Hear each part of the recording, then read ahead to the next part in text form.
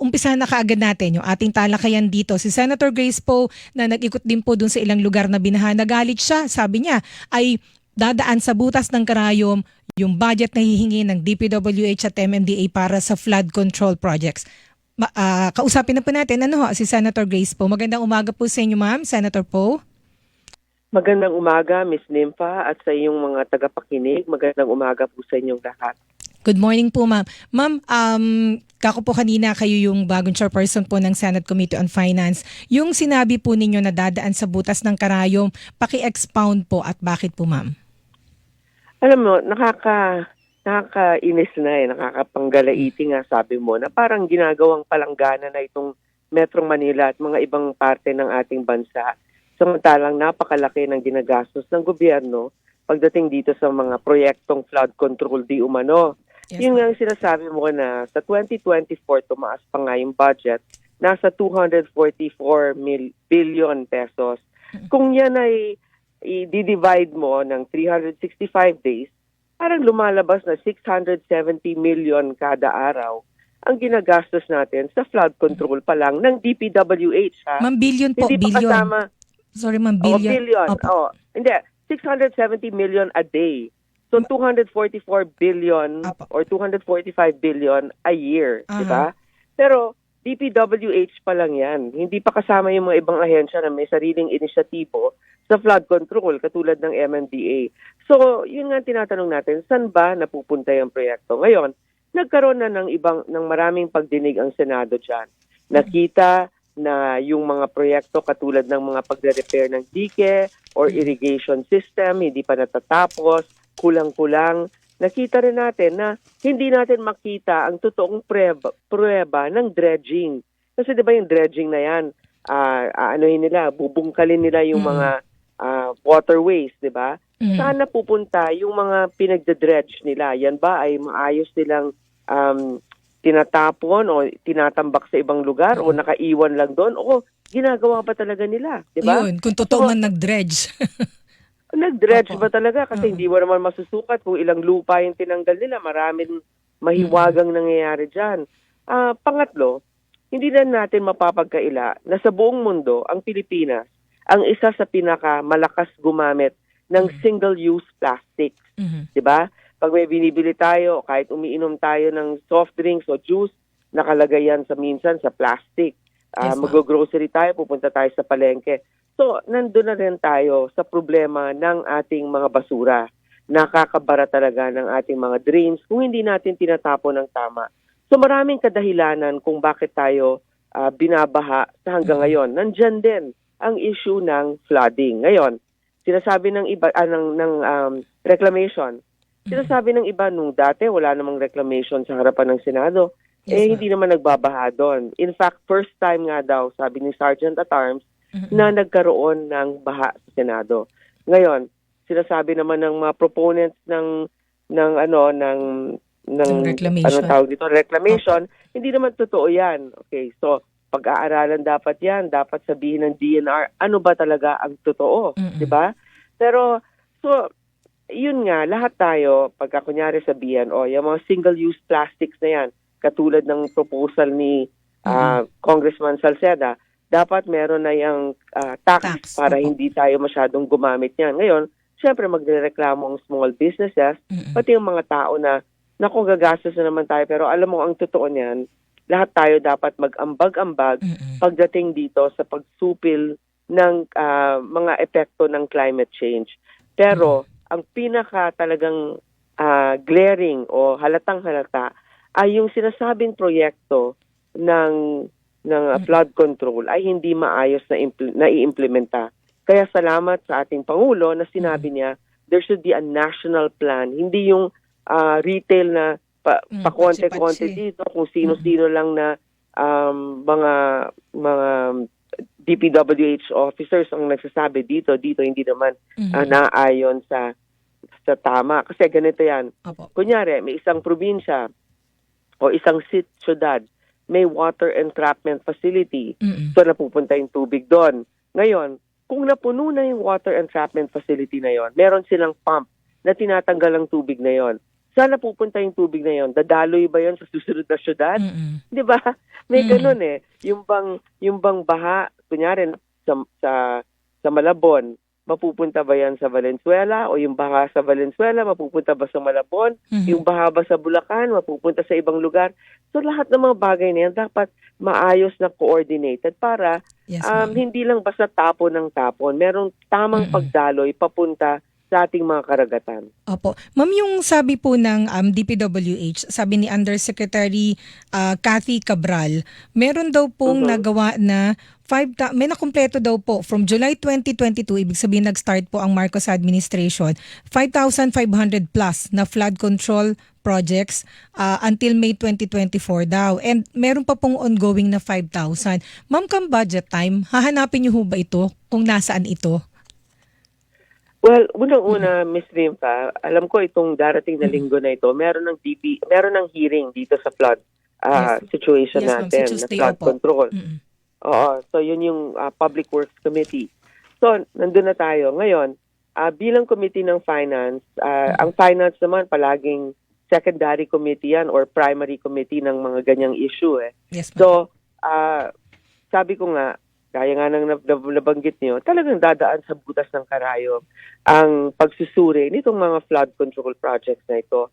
Sapagkat hindi naman to tama sa ating mga kababayan na naantala ang kanilang pamumuhay, trabaho, kaligtasan dahil sa kapabayaan o dahil siguro sa mga ginagawang kalokohan ng mga ng iba. Kaya hindi na implementa itong programa ng tama. So, lahat yan, ilan ba ang dredging project? Saan ba ito? Paano, anong pruweba nyo na ginawa niyo yan? May litrato ba kayo? May sukat ba ng lupang tinanggal? Pangalawa, nasaan ang mga repair ng mga dike? Okay. Nasaan ang repair ng mga irrigation lines natin? Nasaan ang mga repair ng drainage? Lahat yan, kailangan naka-categorize at napapabilang. Kaya masaya nga ako na itong huling termino ko sa Senado ay magkakaroon ako ng pagkakataon na mamuno sa Finance Committee. Kasi yan ang punot dulo rin ng ng kabutihan o kasamaan, di ba? Kabutihan dahil kung tamang na-implementa ang programa, mabebenepisyohan tayo. Kasamaan dahil kung binubulsa lang ang pondo na yan, talagang walang mangyayari sa atin. So, talagang titignan ko yan at hopefully magkaroon na tayo ng pananaw kung anong dapat ang gawin. Ma'am, nabanggit nyo nga po na 255 billion pesos, bali yung 244 billion, ma'am, yung pong na-budget last year or for this year po? Last year yon. Last So year. this year, magkakaroon ng turnover this week. So tingnan natin. Ayoko muna magbigay ng halaga hanggat hindi ko nakikita yung actual turnover. Yes, ma'am. And yung prior years po, syempre billion-billion din po yung pinag-uusapan. Ma'am, kailangan ho ba may special audit dito sa mga pondong ito na ibinuhos sa flood control projects? Kasi ma'am, naalala ko last year, na-point out po ito ni Senate President Cheese Escudero na itong 244 billion pesos na binanggit ninyo na for flood control projects, mas malaki pa po ma'am sa budget ng Department of Agriculture, ng Department of Health, ng mga regular department. Pero ganito pa rin po yung sitwasyon. Ma'am, kailangan ho ba ito may special audit na ito, ma'am? Ay, talaga naman kailangan, di ba? Kailangan may audit talaga ang COA sa DPWH. Ngayon, hindi ko alam kung paano ang procedure ng COA pagdating sa specific projects, no? Nakikita ba nila talaga yung sino yung contractor, paano yung completion. So, alam ko meron yan, pero kung gaano kalalim ang pag-iimbestiga ng COA, dapat makasama sila dito. Kasi, alam mo, ang utilization rate, halimbawa, sinabi natin kung paano nagagastos ng DPWH. Noong 2023, 58% ang utilization rate nila. Ibig sabihin, napakarami, like 40+% ng flood control projects ang hindi na implementa. Nasaan ba yon, 'di ba? Sayang rin 'yon. Hindi nagastos yung pera. Pero higit sa paggastos ng pera, dapat nagagastos ng tama. So, 'yun yung titignan natin. Nung 2022, ang utilization rate 73%. So, medyo mas mataas. Tignan natin itong 2024, lagpas ng mid-year kung ilang percent na ang kanilang nagamit sa pondong inilaan sa kanila na around 244 billion pesos. So ma'am, ang problema ho pala dito, possible, well, sa mga nakita ho kasi natin sa nakaraan, may possible na corruption or inefficiency. Ma'am, di ba, ganun ang laging dahilan ng problema or yung non-utilization pala ng pondo. Kagaya ng binabanggit niya. Ma'am, paano po dito kaya makakatulong? Naalala ko lang ho kasi nung May nagkaroon kayo ng hearing tungkol dun sa creation ng Department of Water.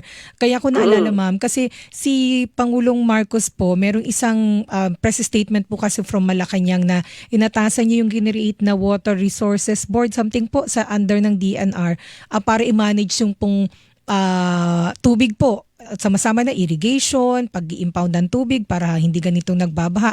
And then naalala ko ma'am, nagpapakreate kayo ng Department of Water para isa na lang yung magmamanage. Paano ho ito makakatulong ma'am dito sa problema natin sa pagbaha? Alam mo, whole of government approach ito, pero dapat meron isang nangunguna talaga na departamento pagdating sa tubig. Kasi yung tubig na yan ang punot dulo rin ng buhay, di ba? Pero walang nag-iisang departamento para dyan. Nakita natin sa climate change na hindi kaya ng DPWH or DNR ang management ng tubig. Napakagulo ng proseso. Merong MWSS, may DNR, may DPWH. Kaya ang gawain nila, pag may problema, turuan ng turuan. Ngayon, kung meron isang departamento, sila ang mananagot. Sapagkat unang-una, sila yung gagawa ng polisiya, no? Ano ba talaga ang dapat nating gawin? Yung sinasabi ng ating Pangulo na national plan para sa tubig. Hindi lamang yung water sources, kundi yung sewage system, 'di ba? Paano natin yung mga tubig na nagamit na natin, paano ito maayos na maibabalik halimbawa sa karagatan yung filtration ng tubig na yan, yung paglilinis, di ba? Yung mga bagay na yon, ang dami ng trabaho ng DPWH, ang dami ng trabaho ng DNR. Hindi nila natututukan to, kaya nga hanggang ngayon, pagdating sa mga probinsya, kanya-kanyang mga water agencies, di ba? Sila-sila lang ang namamahala. May mga probinsya na nagrereklamo ang ibang mga lugar na ang tubig nila ay masama ang kalidad, di ba? May mga subdivisions na hindi maayos ang pagdaloy ng tubig dahil local government ang namamahala. Hindi nila alam kung sinong mananagot dito. So, dapat meron lang iisa na talagang namungunid dito, National Water, NWRB Board, National Water Resource Board, at National Water Resource Commission na magkasama yan. Yung commission, yung gagawa ng pag-iimbestiga pag merong isang water management system na hindi gumagawa ng trabaho, papataw ng parusa. Yung National Water Resource Board ang gagawa ng polisiya, ano ang dapat sundin sa pangkalahatan ng ating bansa. Ayun, so ma'am, basically, aalisin na lang po sa DPWH yung mandate po sa flood control. Yun Water ang management. Mga bagay doon. At least yung primary, pwedeng atasan ng National Water Resource Department ang DPWH. Pero naayon sa plano na gagawin ng National Water Resource Agency, Department. Hindi yung parang bahala na yung DPWH kung ano ang isusubmiti sa kanila ng local government. So ma'am, ano po ang chances na maisabatas kaya ito bago matapos yung term ninyo? Ma'am, tama, Department of Water? Alam mo yan, ngayon, ako yung isa sa mga main author niyan. Opo. Pero dahil yan ay Committee on Public Services, Yes, ma'am. na kay Senator Raffy Tulfo.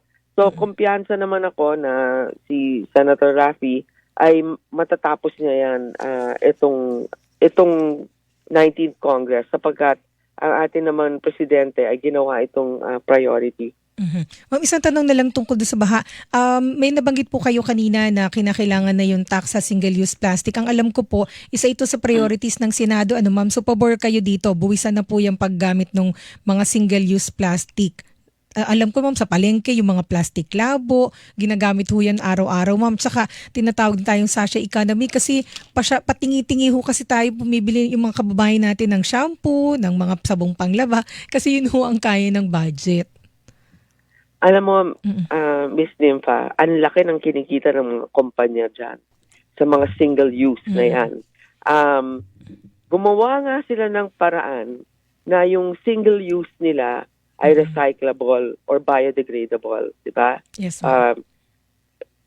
Ano ba naman yung gumasa sila ng konti para magawa yan? Sapagkat, ayoko na lang banggitin yung mga kumpanya na yan, pero lahat ng mga shampoo na ginagamit natin, mga tingi-tingi na ganyan, parang akala natin nakakamura tayo, pero ang totoo nun, kung ikumpara mo, kung bibili ka ng isang boteng shampoo, parang 10 times yung binabayad mo dyan sa maliit na sachet na yan. Pangalawa, pag tinapon yan, pagka umulan, lahat tayo biktima ng baha. Kaya binabayaran natin yan. Sa buong mundo, ang Pilipinas, Philippines, Thailand, Indonesia, ang isa sa pinakamaraming basura sa karagatan. Okay? Dahil nga sa kahirapan natin, yung ating mga kababayan hindi kayang bumili ng maramihan, nabibiktima tayo ng tingi-tingi. Pero itong mga kumpanya na to, be responsible. Gawin na ninyong recyclable yung mga single-use item packaging ninyo. Nagagawa na yan. Tapos tayo naman, pag namalengke, dati naman may mga bayong-bayong tayo. Sa dami na ng plastic sa ating bansa, mga Tupperware containers, pwede na natin gamitin yan para sa mga hilaw na pagkain. Diba? Para ngayon, kung talagang emergency, katulad sa ibang bansa, kailangan mong bumili ng lalagyan, may option ka, pwede kang bumili, pero syempre babayaran, no? Maliit lang naman, pero syempre galing pa rin yan sa bulsa natin. Pangalawa, pwede ka rin naman gumamit ng eco bag, di ba? Yes, ma'am. So, may mga bagay na paraan, pero nakita na natin na ang katumbas nito ay ating kaligtasan, ang ating maayos na pamumuhay, ang ating trabaho, pag nagkakaroon ng bagyo. Pero sabihin na natin, may good news dyan, Miss Nympha. Kung ang ibang bansa, katulad ng mga desyerto, walang tubig, lalala pa yan dahil dito sa climate change. Pero sila nag-a-adapt, katulad ng Israel, di ba? Ang agriculture nila, yung kanilang desalination process, hydroponic, nabubuhay sila kahit wala sila masyadong sources ng tubig. Ang Dubai, ang lahat ng Middle East countries, ang Pilipinas, ang dami nating tubig. Diba? Paliligiran nga po tayo ng dagat. Kaya kung kaya lang nating ayusin kung paano natin iimbak ang tubig na yan, hindi tayo mauuhaw. Diba? Ang problema nga natin, masasobrahan tayo sa tubig. So, ngayon, pag sinabi nila, lubog ang bansa natin, wala tayo, nandun tayo sa ring of fire, no? Na tinatawag nila. Maraming volcanic activities, maraming mga ganyan. Yes, ma'am. Paano yung Holland? Diba? Yun nga, may mga kanal nga sila doon diba? Pero number 1 sila pagdating dito sa mga drainage nila. Kaya nga may mga sa Amsterdam, di ba? Ang ganda-ganda ng kanilang mga canals. Dumadalo yung tubig. Ngayon, sa Italy, yung Venice, siyempre, mahirap ang buhay doon na palagi nakabangka ka. Pero, nag-a-adapt sila na hindi naman nawawala ng tuluyan lahat. Diba? But we have to prepare. Pagdating dito sa climate change, tama dito si Senator Legarda noon pa na wag tayong last minute. So ma'am, dun po sa gagawing pagdinig dito, ng Public Works Committee noon Tuesday, tsaka ng Finance Committee po nagpatawag na kayo, ano pong agencies yung mga punteriya ditong singilin kaugnay nitong mga pagbahang ito, bukod po siguro sa DPWH at MMDA, ma'am? Ano to, sa hearing sa Lunes? Tuesday po yan. Para sa inyo, ma'am, ano po yung mga agencies na kailangang singilin sa mga pagbaha? Well, unang-una, syempre, di ba, DPWH, MMDA, tapos yung mga in charge ng sewage system natin, yung MWSS, di ba? Tanungin din natin, ano nangyari dyan. DNR, di ba? Ano ba yung nangyari dito sa mga reclamation? Ano ba yung pag-aaral? Kasi, alam mo, nagkakaroon ng conflicting reports tama yung sinabi ng aming Sergeant at Arms. Never daw nangyari na nagkaroon ng ganung klaseng baha sa Senado. Eh ngayon, pag pumunta ka sa Senate, wala nang view eh. Kasi nga purong tambak na ng mga lupa dyan para sa reclamation. Pero sabi naman ni Mahar Lagmay, sabi niya walang kinalaman daw ang reclamation dyan. So papatawag ko sila pareho, di ba? Para patas yung ating pagdinig. Pero ito nga yung sinasabi ko. Hindi mangyayari yan kung merong maayos na pagpapatakbo, walang nangungupit, at walang nagpapabaya. Yes, diba? ma'am. Siguro man, kung magkakaroon ng baha, hindi ganun kasama. Yung ma'am, yung reclamation sa Manila Bay, natatandaan ko nagkaroon ng hearing yung Committee on Environment ni Senator Cynthia Villar, kaya lang wala pa hong resulta yung investigasyon. Pero ang alam ko, pinatigil ni Presidente, hindi ho ba sinuspend yung mga reclamation projects, kaya lang wala na hong nabalitaan after that kung ano ba permanently nang ititigil yung iba o yung iba nagpapatuloy na rin ho yata. So ma'am, yung alam mo, Opo. yan Miss Nympha, yan ang problema.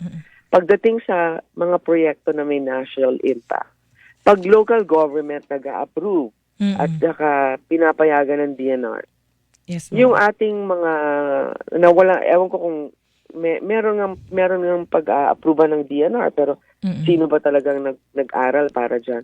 Pag pinasuspinde mo, okay, ang apektado dyan, yung namuhunan. Yes, diba? ma'am. Totoo naman. Opo. Namuhunan na sila nagkaroon na sila ng permit tapos biglang papatigil mo. Pero kung mga kasama sa buong bansa, di syempre kailangan talaga ipatigil. So, dapat tignan, sinong local government nag-approve niyan, kung anong dahilan nila, baka naman may maayos silang dahilan, tignan natin kung ba't pinayagan niya ng DNR. Pero kung nakikita ng ating Pangulo na nakakasama yan, talagang dapat ipatigil yan, di ba? At yung mga nag-approve dapat managot. Yes, Ba't nila pinayagan? Hindi ko alam kung ano na ba talaga nangyari. Meron ako nababalitaan na yung iba pinatuloy na ang reclamation. May mga ibang hindi pa rin pinapayagan. So gusto kong malaman sa DNR kung ano ba talaga ang status nito. Ayun, opo. Tsaka ma'am, pag dumungaw ho dun sa mga bintana ninyo sa Senado, di ba tuloy-tuloy naman ho din yung mga reclamation activities doon? Parang hindi naman huminto nung nagkaroon ng utos ng suspension. Anyway, so ibig sabihin ma'am, basta babalikan po ninyo yan, yung tanong tungkol dun sa mga reclamation projects na yan. Ma'am, alam ko po may lakad kayo. Ma'am, tungkol lang sa Pogo, ma'am. Isa kayo sa nanawagan para ipatigil na ni Presidente yung Pogo, and dun pong SONA, inuutos na niya po yung total ban hanggang December na lang. Ma'am, ano yung henceforth, ano yung dapat naabangan kasunod po ng utos ng Presidente? Okay, ito yung para sa akin ng mga dapat susunod na hakbang. Pangalawa, hindi nangangahulugan na naban na yung Pogo ay hindi mananagot ang mga nag-umpisa ng mga kalokohan dyan sa Pogo na yan. Okay? Patuloy pa rin dapat ang investigasyon kasama ng Senado, NBI, at dapat kasuhan lahat ng mga yan na nagtayo ng illegal na Pogo at yung mga corrupt na mga government officials. Pangalawa, dapat tignan natin yung mga madi-displace di umano na 40,000 Filipino workers ay maasistahan ng Department of Labor at mabigyan ng kapalit na trabaho, or kung hindi man kaagad-agad, mabigyan ng tulong ng ating gobyerno. Pangatlo, dapat magbalangkas na rin ng batas na talagang magto-total ban sa mga offshore gaming companies at kung pwede, pati na rin yung mga online. Ngayon, sinabi ng ating Senate President na hindi naman kailangan yan. Nakausapin ko siya, tatanungin ko kung ano. Alam mo naman si Senator Cheese, magaling pagdating sa mga legal issues. Pero para sa akin, pag nagpalit kasi ang administrasyon, baka maibang ihip ng hangin. So ibig pabalik sila. So ibig sabihin, diba? sa inyo ma'am, kailangan mayroong batas. Kailangan mayroong batas. At saka katulad yan, yung online sabong, bawal yan. Pero alam naman natin, meron pa rin eh. Tuloy-tuloy pa rin, yes ma'am. So aside from batas, aside from implementing laws, kailangan din yung implementation ng batas pagdating sa mga pagbalangkas ng batas at implementation ng batas. Yun yung dalawa na yun di ba? So yung law enforcement natin, dapat ipapatupad yung mga batas na naipapasa. Kung hindi, wala rin mangyayari. Ngayon, kailangan din tayo magmasid mabuti kasi yung mga pogo na yan, illegal ang marami dyan. Patuloy silang nag-ooperate. So, tignan natin. Madali naman talaga kung gusto. Maraming mga lugar sa Pilipinas na pinayagan na maging pogo hub. O di dapat magtalaga na tayo ng law enforcement doon na siguraduhin hindi nag-ooperate na dahil sinabi ng Pangulo. At tulungan natin sa deportation ang Bureau of Immigration, ang Department of Immigration, lahat itong mga foreign nationals na nahuli dito sa ating bansa. Ma'am, dito lang po sa Pogo, meron po kasi mga panukalang batas sa Senado at sa Kamara para iban lahat na ng mga online games. Kasi ma'am, yung sa Pogo, ito nabanggit din po ni Senate President Escudero. Sa Pogo, na nakita natin mga krimen, dito sila nag-ooperate at ang market nila, China o yung mga nasa abroad po yung nagsusugal doon. Yung pong mga Pigo, yung mga online games ngayon, mga e-games, ang market ho nito ngayon, dito yung mga Pilipino ho eh. Dapat din yan itigil. Okay? So, kasi napakahirap na nga ng buhay kung malululun pa tayo sa ganyan klaseng kadali ng pagsusugal. 'Di ba? So, ako, yan ang aking opinion. Tingnan natin sa kabuuan ng Senado kung mapapayagan yan.